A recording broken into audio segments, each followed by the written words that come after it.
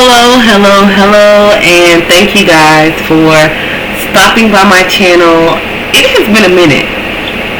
I've been going through a lot, but I made it. And this video is going to be dedicated to my Uncle C. Rest in peace. Rest in peace.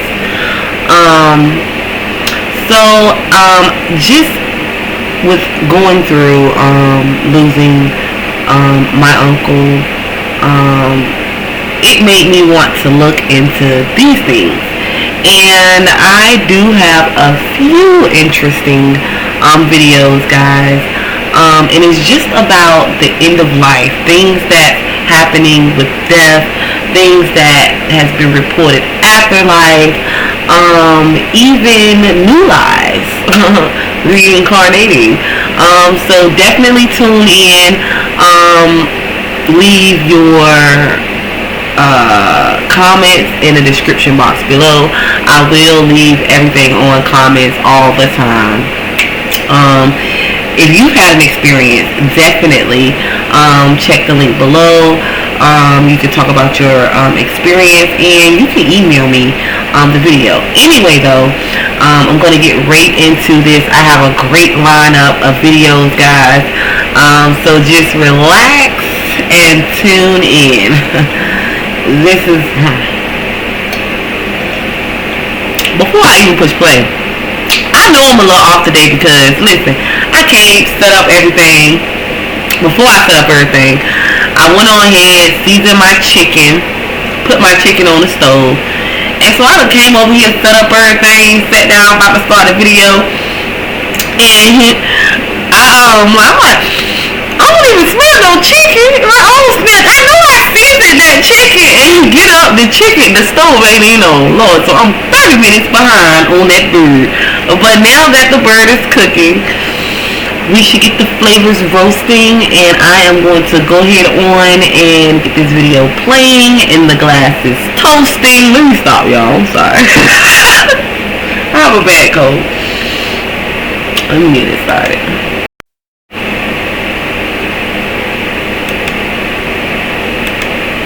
Just in a primary care physician, and dying is as automated as any other life chart. Like when we're born and we grow, we turn into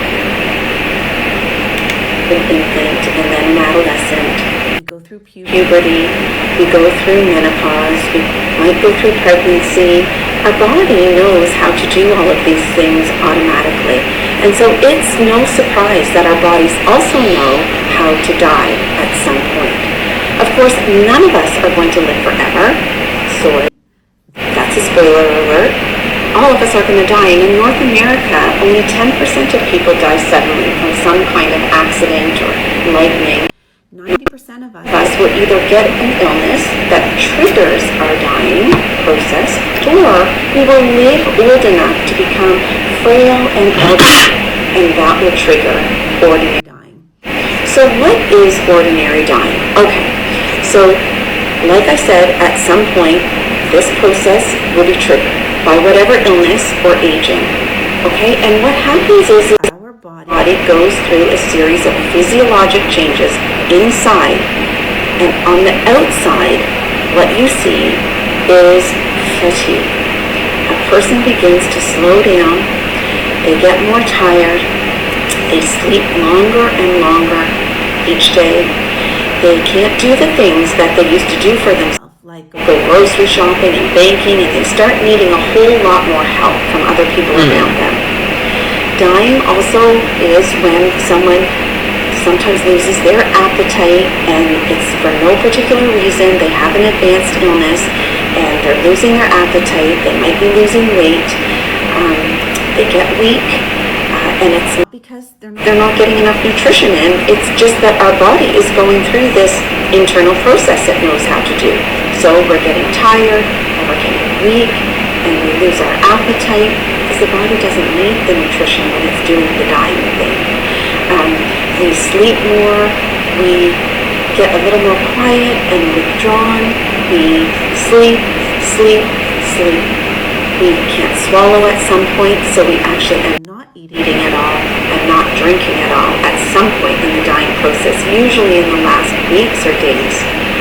And we start needing bed care.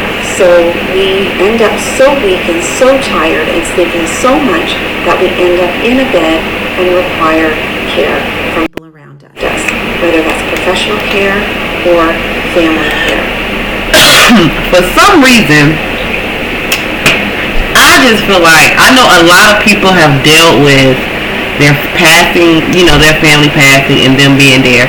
But I also know a lot of people have not, like me. I've lost a lot of people.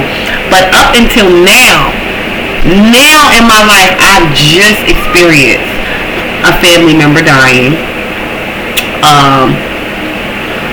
My daughter's here. She always wants to try to critique me. She be like, Mom, you're reacting to a video and you're just like, true. She's not true. You can say hey.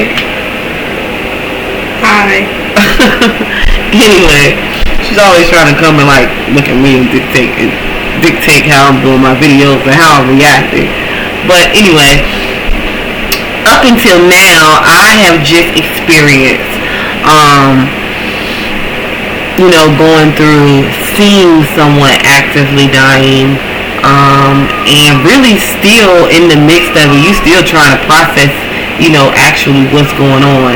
But I feel like a lot of people need to see this,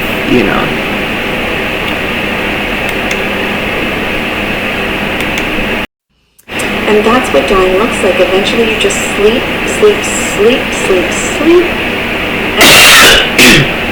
That our body knows how to do. Now, depending on what illness is overlaid on top of that, there may be some other features, but what I just described is normal dying.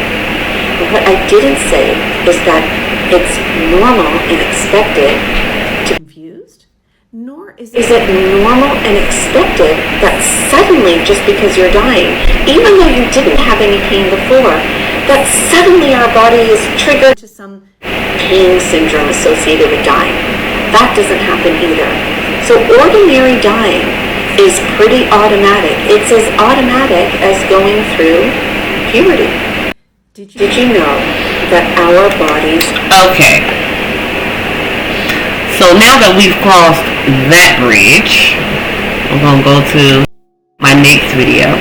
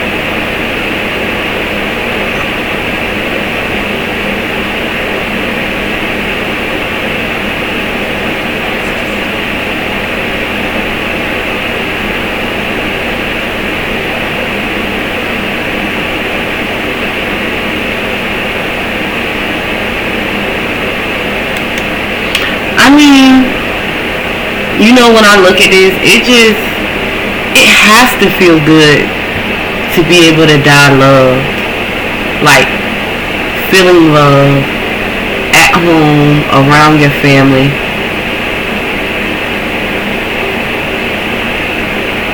It has to be like a sense of happiness. Of course you don't want to, leave them. But if we all know I'm going, We all know I'm going. It has to be so good to be just told, that you're loved.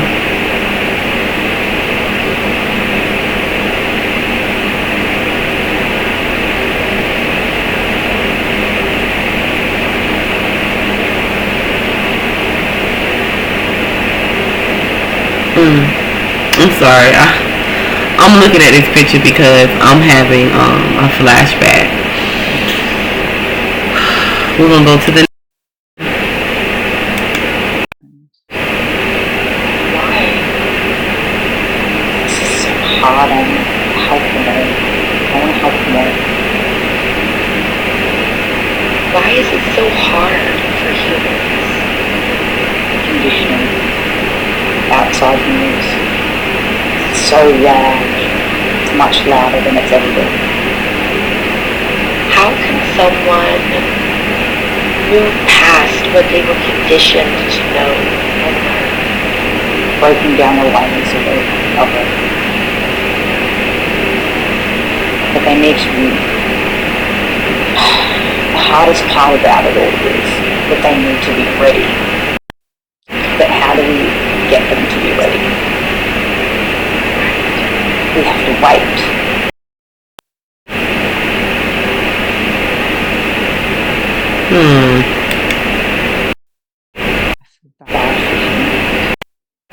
Why?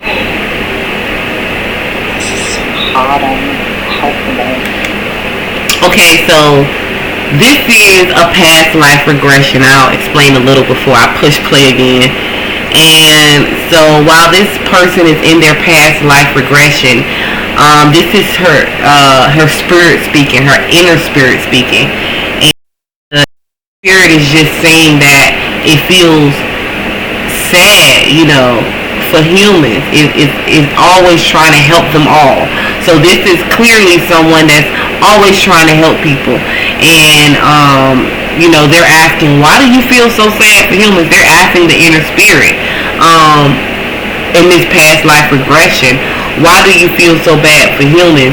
And because it's hard for humans. It's so hard. And they're like, well, why is it so hard for humans? Because we can't. The outside noise is so loud.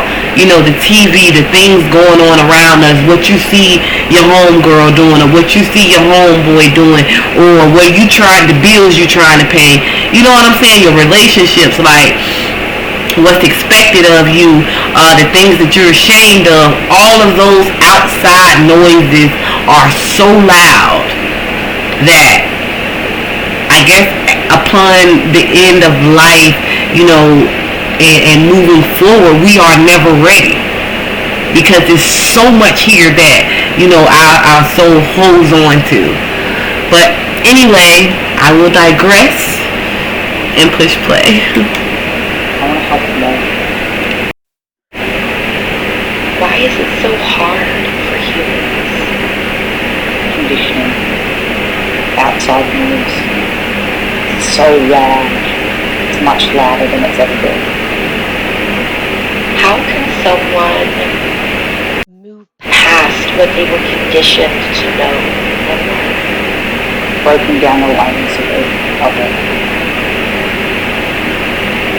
But they need to move. The hardest part about it all is that they need to be ready. But how do we get them to be ready? We have to wait. They're holding on to a little bit of information.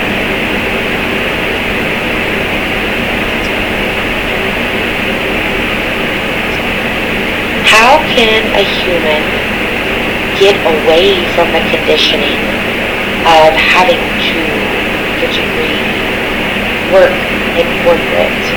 How can a human change their mindset to get away from that? Need to see, and there needs to be better ways for people to see, like more. There needs to be ways that are in alignment or matching the same energy that those people are at. So there's so many beautiful, amazing people doing light work that there needs to be a step into the integration. People that are unaware to plant seeds of awareness for them to join the path. But the only way to do that is through a voice or an energy that matches theirs, if that makes sense. Would their energy or frequency need to be at a certain level? Yes. And everything surrounding them is bringing them down, bringing their energetic level down. So if they're trying to fight up, they've got something to bring it down. So it's always just falling into that. So this one, she was just speaking to the inner voice, and it's like we need to set an intention to be aware, aware of the things and the people that are around us that brings our energy down. It's like you're trying to move and forge ahead in life, but it's people that are around you, observing you, or just you're absorbing their energy, and their energy is bringing your life force down. So you have to be aware. It's just as saying that you have to set an intention to be aware. And so once you know, okay, this is the energy this person carries, this is how this person is, this is the frequency this person is at, this is the frequency this person is at, you're aware. So your energy levels aren't going up and down every time that you correspond with those people. Once you get that intact, moving on to the next video.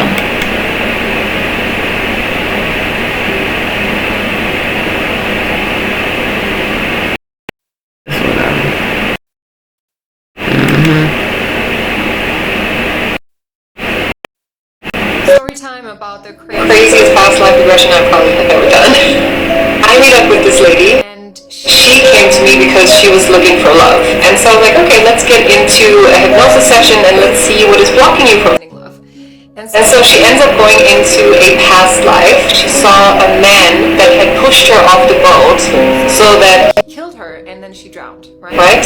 And so then she came out of the hypnosis, she came out of the past life regression, and she was like, oh my god, Jenny, this makes so much sense. How can I trust men if, somebody A man killed me in my past life before? This makes so much sense. Like, thank you. This is amazing, great, whatever.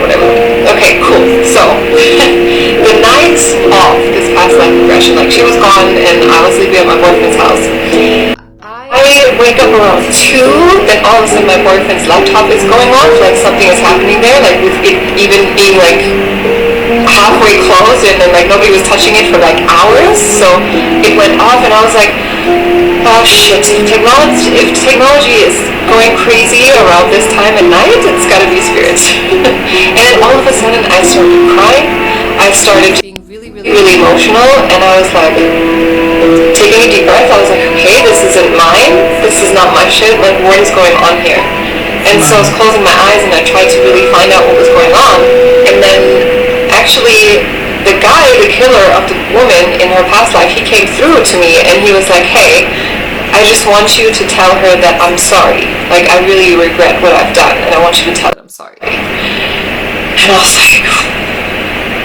like, okay, thank you for telling me, now fuck off, because I don't want him by my side anymore. And then the next day, I messaged my client and I was like, hey, the guy came through and he wants me to tell you that he wanted to apologize. And she was like, wow, Jenny, this has helped me so much, because like no man has ever apologized to what they did for me, because I was always in like abusive and really terrible relationships. So this helped her to move on. That was insane.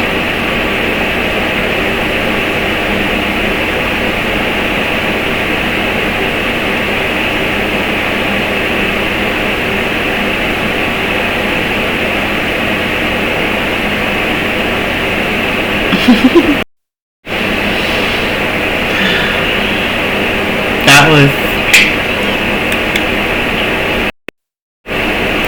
so. These are going to be a few past life regressions stories where people are hearing about their past life. So crazy past life experiences. I did have a past life regression also, but here we go. My God, Susie, that's crazy. Probably as crazy as the time I did the past life regression. I did a past life regression 2 years ago. It's like forward hypnosis, if you don't know what it is. Basically, the practitioner puts you into a past life. Now, I don't think we have to say that I went into it with no expectation whatsoever of the IRL.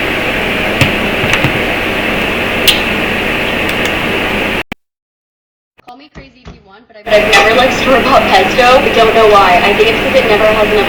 Oh my God, Susie, that's crazy. Probably as crazy as I've mentioned before. So I really didn't know what to expect, and to describe it to someone, it's like being put under hypnosis. So the hypnosis, but you're like really conscious. You're like this, but you're conscious inside here. You're thinking of your mind, but this is like your subconscious mind. So I was taken to the life that I had previously to this one of what I was told when I was in meditation. And the therapist was like, you're going to see a corridor with a number of doors, and at the end of the corridor there'll be a door with light down it. Now, before he had even said those words, I was standing at a corridor that door has light down it. Now, and I walked to the door, and it says on it 1984. Okay. I was born in 1994.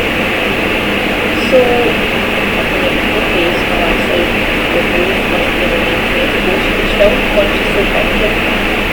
So it says, walk through the door. When you walk through this door, you will know who you were, you will know your name, you will know everything about yourself the way you do right now about who you are today. And I'm thinking, my conscious mind was thinking, there's no way, there is literally no way this is going to happen. But my subconscious mind was like,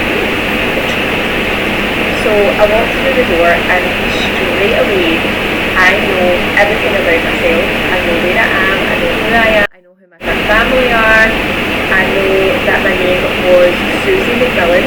I had an older brother called John and a husband called George, and that my brother and I had been brought up by our gran because for some reason our parents weren't in the picture. They were either, I think they were passed away, but I can't really remember that part. I think it was transparent, but I remember the rest.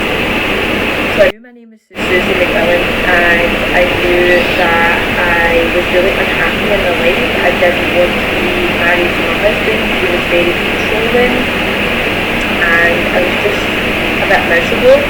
And then I knew that I worked as a typewriter in an office somewhere, like a really busy central kind of location, like in town. And then it takes you to the moment that you die. So again, the conscious mind was saying, how am I going to see this? Like, this is so weird. But it just keeps playing out in your subconscious, and I get knocked down, and I float up out of my body. I'm looking down at my body, and I am so relieved to be dead. So I look down at my body, and I know straight away I get to do this again. I get to go to another life. I know straight away. It was like everything came back to me. Floated up out of my body, and the way I would describe it is it looks like space, what I would think space looks like. It's stars, it looks like the Milky Way, and I didn't see a person, but I knew I could hear a voice, and I knew that I was talking to a very authoritative figure. I knew I was talking to the person or the energy that was in charge, if that makes sense. So I say, when can I go back? And the voice says, not yet. And I'm looking down and I can see my mum and dad today, who they are, my own parents, right? And I'm looking down and I can see them and I say, when can I go to them? And the voice says, not yet. And I was crying in the regression because I was so sad, so desperate to go to them. And the voice says, not yet, they're not ready. So, I tell my parents this story about the regression and I absolutely loved it. I thought it was life-changing and I think everyone should try past life regression. And I tell them the story and they say, now remember what was on the door when I went to 1984? My parents met for the first time on New Year's Eve of 1984. And this is where it gets really weird. I had a baby doll who I loved so much. She went everywhere with me. She was my childhood. She was a huge part of my childhood. I was very attached to her. I bought her when I was around 18 months old, I think my parents said. And they reminded me that they thought it was strange. I called that baby Susie. Also, I'm just on the phone, I was saying this, the irony that the steps that I have done is for a girl called Susie, is my own as well, for the so that's a weird synchronicity, but this baby doll I called Susie, which was my son's name before this life. So I spoke to the therapist that had done the regression and I explained the situation and he was like, that was really nice. Wow.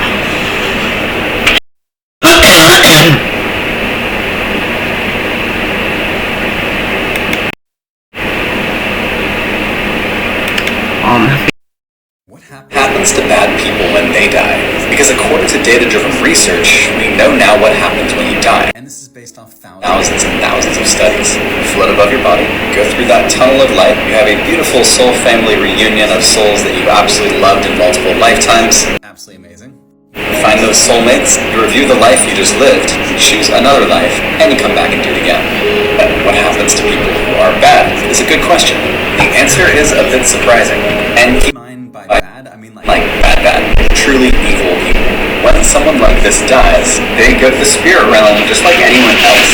However, they aren't allowed to be around other souls, so they're taken to a place of isolation by their spirit guide. Essentially, their soul is damaged, so the soul isn't inherently evil as the acts that the human does during their lifetime that imprints upon the soul. The actions that you do in life do have an effect on your soul. It's at this point that the soul realizes what they've done, that they kind of messed up in life. They gave other beautiful souls terrible experiences in life. And that's not something that you want attached to your soul. Now, the interesting thing here is that punishment doesn't exist in the spirit realm, but they are held accountable for their actions. This place of isolation is more for soul rehabilitation. There's intensive learning and restructuring of self-awareness, all done under close supervision by their spirit guides. So the soul itself wants to make it right. The soul doesn't want to live for all of eternity having been an absolutely terrible person. So a part of this rehabilitation process might be them experiencing the pain they inflicted upon others to learn and grow from it. Or the soul might choose to have a human life where what happens to them in that life is what they did to others, so that they can feel what it feels like to have that happen. Because having it happen to them also imprints upon their soul, so they now know what it feels like, so they're not going to do it again to other people. Another option would be to live a life where they are of service to another person, meaning maybe they're a caretaker for that other person, or they adopt that other person, and by being of service to that person their whole life helps work out that karma. So the concept of karma isn't that this universal force is getting back at you or punishing you. It is actually your own soul that is giving you those really difficult experiences or lessons so that you can grow and evolve and learn. According to the research of Dr. Michael Newton in his book, Journey of Souls, if a person is too terrible, that human life can actually contaminate the soul, and that soul would then be deemed unsalvageable, which means there's just not enough good for rehabilitation. So the energy of that soul is broken up and remodeled in a process that's described as diluting the contaminated energy with new, fresh energy. So there's 90% new energy, 10% of the old energy, rendering that old energy essentially powerless. However, there's still a small part of the original identity that remains intact. So a soul that's given this kind of energy remodeling is given a chance for now growth and redemption to make it right. All of this information has come in through past life regression research. Over 70,000 studies done now when people describe exactly what happens after death, what happens in the spirit realm, and everything in between. I've guided hundreds of people into their past lives, and the common question I get is, what if I see a past life where I'm not a good person? And just keep in mind, these people who have done terrible things are usually young souls. The old, wise, compassionate soul is not going to do stuff like that. And we have all been young souls at some point. So you're not judged based on what you've done in the past. You're seen for how you are now evolving. The purpose of all of this is to evolve and grow and become the best, most evolved soul you possibly can. When you do look into your past lives through hypnosis, you're able to see your story, you're able to see the journey that's taken you to this point, which helps you align with your purpose. I have been working with some incredible past life regressionists to create an at-home past life regression library of audios that you can essentially do from home. If you are interested in learning more about your own past lives, you can check out my free past life guide. And this just be having you just think about, when they say, you can hide everything you want to hide, baby, but you can't hide it from the Most High. Do you hear me? You can hide, you can manipulate, you can make stuff look like however you want to here. But you cannot hide it from the Most High. So can you imagine? That's why sometimes, ain't no friend. I used to have this one friend, and it was just so much going. She wasn't even my friend. This person wasn't even my friend at first, but it was just so much negative. Every time I would see it. Every time you see somebody, it's a negative story. So I'm like, I need to be in this person's life to bring some sunshine, because I just don't understand. But when you get around people, honey, and you see that spur on the inside of them, can you imagine how long they got to stay in that place where they reflecting and trying to renew the soul? Can you imagine how long they got to stay in the... Girl, oh my God.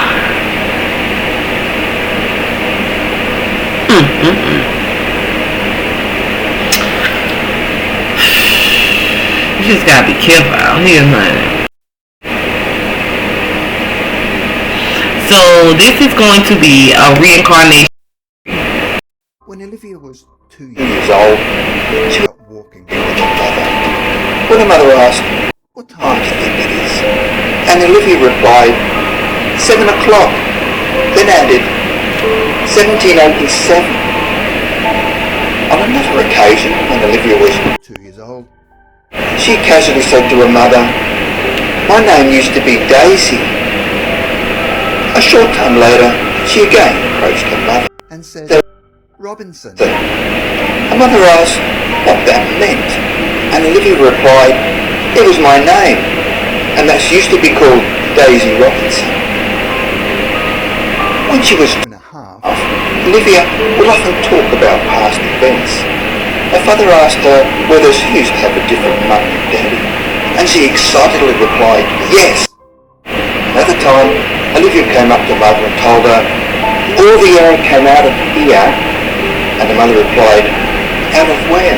And Olivia pointed to the middle of her body and said, "Here, and I died, but I don't like talking about it," and then left the room.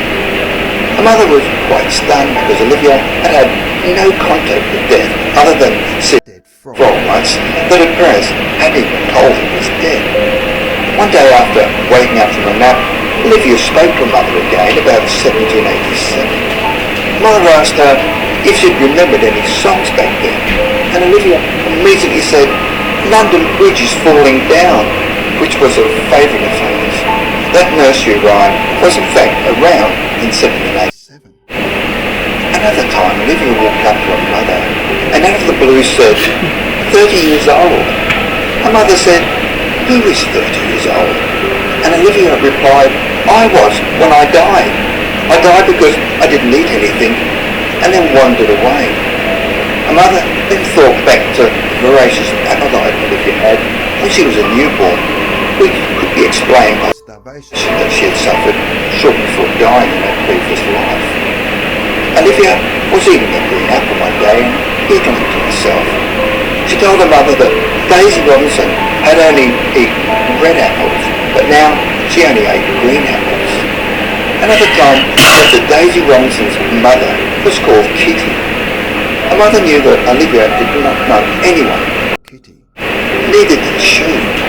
Olivia did not talk about the subject again until she was about 4 years old, where Olivia's mother figured she'd had a and sort of had a conversation about the death of their family dog. Olivia wondered whether the dog would come back as another dog, because she had had past lives. But then Olivia said that their dog would not be a new doggy yet, because you spend a bit of time dead first, like a few weeks or months or something. Mother asked, "Is that what happened to you?" And she replied, "Yes." Where she was after she died, and she didn't exist. She said that she just went into thin air. She went up into the sky and broke up into bits of dust. The dust then floated all over the place. She said dying wasn't scary, and when she was dust, other people made friends with her. They were dust as well. Mother asked if she was afraid of dying. She wasn't, but the thought of dying did make her sad because she liked being on Earth. Olivia talked about Daisy's life because she lived in a little town. She could not remember the name of the town, but said it was in England. She said most people live in little villages. Everyone in a little town, they sold bread and cheese. Mother asked whether there was a McDonald's in the town. Olivia laughed and said it wasn't invented yet. She said they didn't have cars. She also said the money they used had the king on it, and the coins were bumpy on the edges and very flat. Olivia's mother investigated English coins from 1790 days and found that there was an imprint of King George III on them with serrated bumpy edges and were flatter than modern day coins. Mother decided to show Olivia a collection of English coins dating back to the 1600s, where Olivia was able to point to a 1787 King George coin. She said she remembered. She was also able to recognise other coins from the reign of King George III. For a child of between 2 and 5 years old to remember things in vivid detail is quite amazing, because at that age they only had a limited life experience. So if she had not lived a previous life as Daisy Robinson, where did she get all the information from? Number 2, Hannah, Canada. Hannah's father had hated hockey all of his life.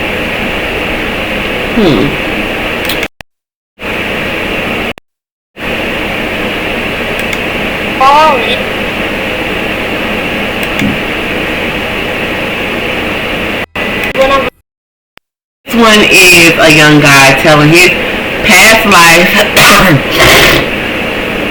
story, and he's telling about him. He was a 9/11 survivor. I'm so sorry, y'all. I got this bad cold. So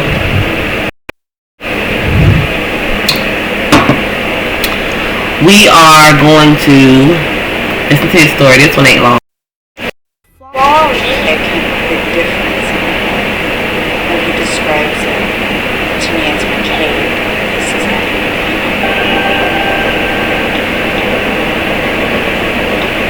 I had a name. What would you say to someone? Your son didn't die. It's just someone different. What would you say? I mean, I would imagine if somebody called me with that, pick up the phone.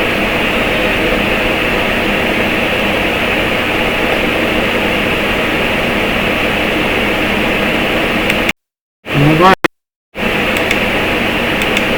5 years later. In the small town of Goobersville, Indiana, in the year 1957, the incident unfolded. Karen Noodleman, a 16-year-old girl with a haunting past, resided in an insane asylum. Known for causing the tragic loss of her family members, she was deemed dangerous after a lobotomy gone wrong when she was just 13. One eerie night, during the routine morning roll count, Karen was nowhere to be found in her cell.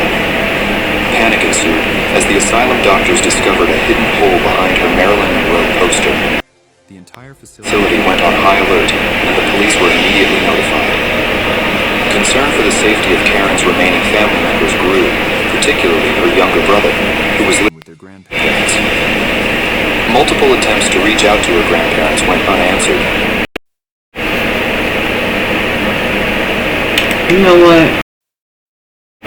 What this woman did still leaves local concern for the safety of Karen's remaining family members grew, particularly her younger brother, who was living with their grandparents.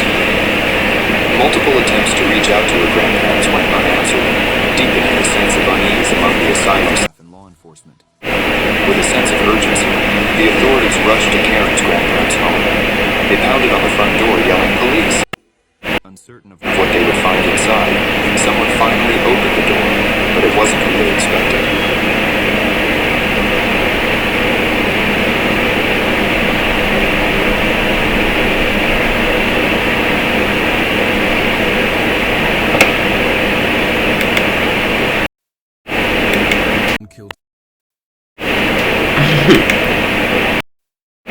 This American woman killed 300 people in one day.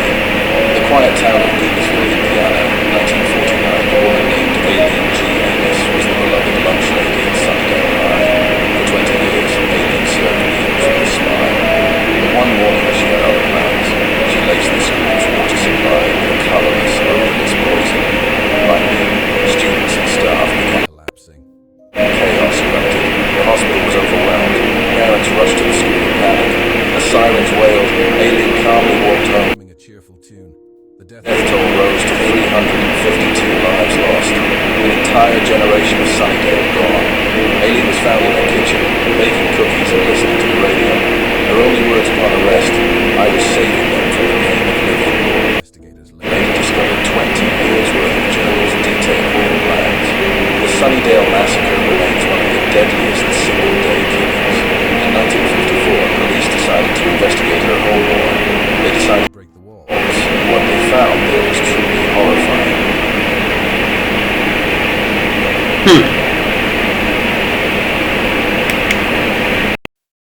This American woman killed 300 people in one day. What this woman did still leaves locals speechless. Some finally opened the door, but it wasn't what they expected. This lady was pure evil. During the early 1970s in Blackwater, Louisiana, there was a lady named Barbara Q who owned a bed and breakfast 15 miles off the nearest highway exit. She kept fairly busy, typically having a few guests over every night, and was loved by everyone.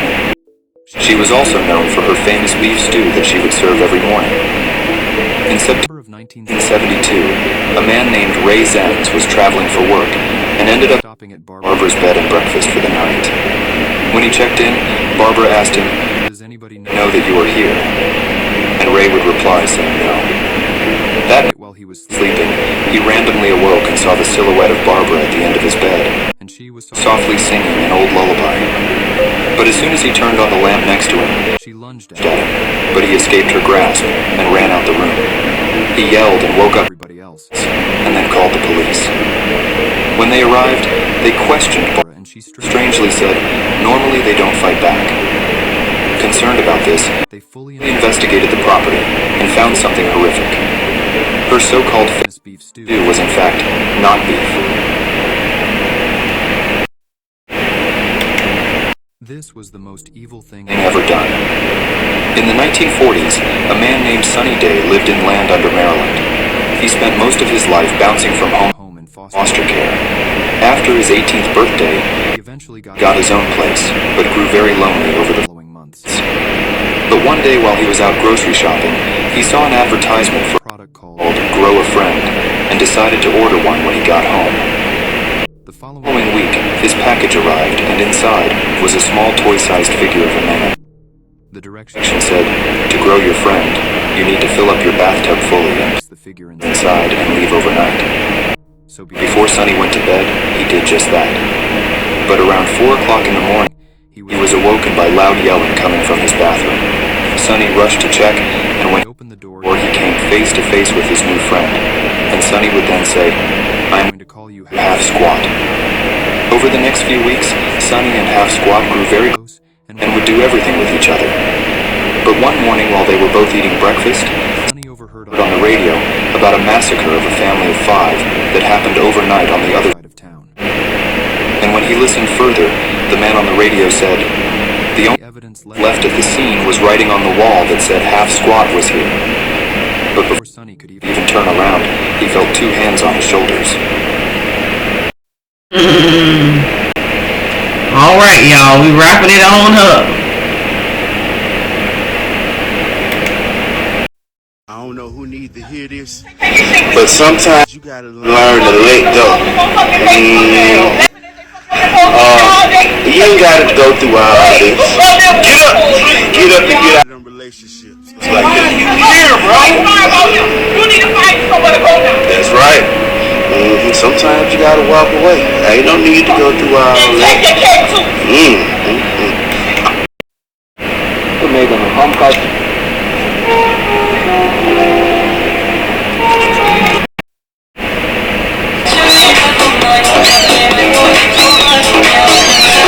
That's a beautiful cat. Anyway, listen guys, thank you so much on my channel. Now we're just scrolling to oblivion. I'm sending you guys nothing but love and light. I hope you liked the video. Before I went into oblivion, please stay tuned. I do have more videos coming. I'm sending you guys nothing but love and light. And listen, life is for the living, honey. So here, live, let the haters hate, cause they that those souls been hating all eternity. You know, they gotta have a little reflection. Other than that, honey, you are here to live. Life is for the living, and life is lifing, baby. So you better be living. I'll see you guys on the 11. Namaste.